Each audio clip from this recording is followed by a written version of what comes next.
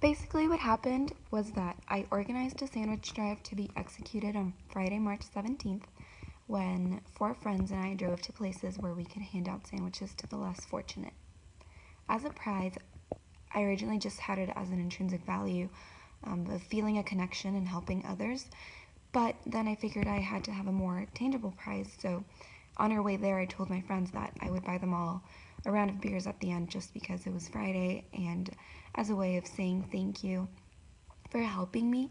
And then I added on a dinner for whoever impressed me the most, whoever showed me that they truly, genuinely cared and were trying to make a connection with these people. I would just buy that person a meal. Creating a shared vision. We already had a common vision in place where most of us knew that the idea was to not only hand out sandwiches but make connections and talk to people. I really reiterated the idea to do more than just hand people a sandwich. I encouraged my team to make conversation and try to learn from them as well as teach them something new. So I had them search for a piece of advice that they would want to hear and have them share it with a child or someone younger than them who could make some use of it.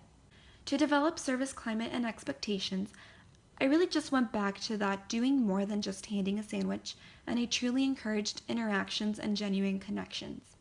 Developing relationships. This was easy because we all are friends already, but we really were in a very different environment. Although most of us had had worked together in similar endeavors, this was completely different. We got to see different sides of each other and how we all work differently. Teaching and training for service quality. The how to make a sandwich part of it was very easy. Make a sandwich by having 2 pieces of bread, mayonnaise, ham, cheese. I also went over some examples of what kind of advice works and what doesn't work, what kind of things you want to talk about and what kind of things you want to steer away from. I really prepared them for what they might see by letting them know that some people will want more than we have to offer.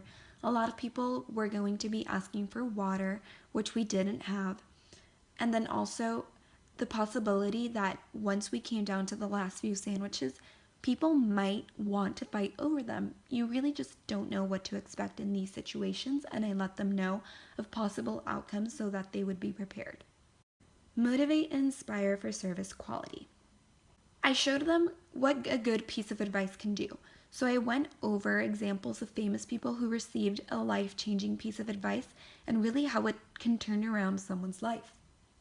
I also showed them the kinds of conditions that these people live in. So I went over statistics of poverty in the city to create empathy and to have them feel that sense of purpose. Assess service performance and provide feedback. During dinner, we talked about what worked and what didn't work in this experience.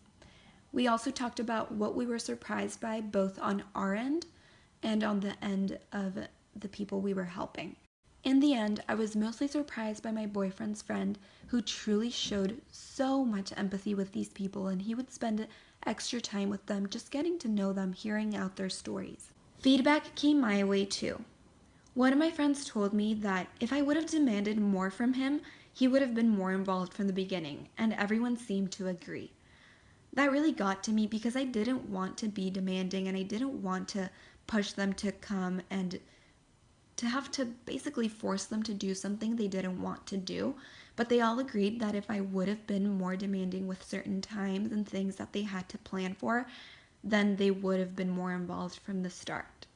Also, they told me that I could have researched more on where to go and have a more thought out plan so that we knew exactly what we were going to do and who we were going to see.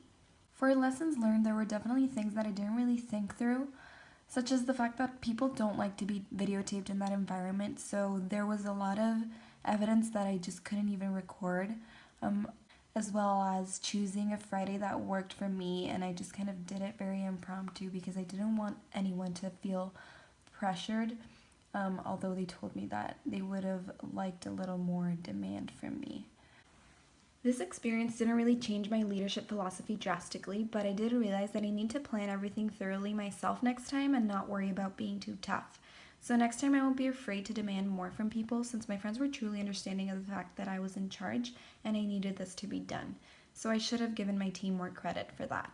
This experience truly reiterated the leadership philosophy idea that I've always had, which encourages team efforts. By that I mean encouraging opinions. So, like, for example, one of my friends said that we should go to a certain part of town, and then another one said, no, you won't find anyone there. So we came to the agreement to go to that place and then also have the other friend choose a spot that he thought would be better. It turned out both of those places were perfect for what we were doing and ended up being great places to meet people. ¡Ey! ¡Terminamos!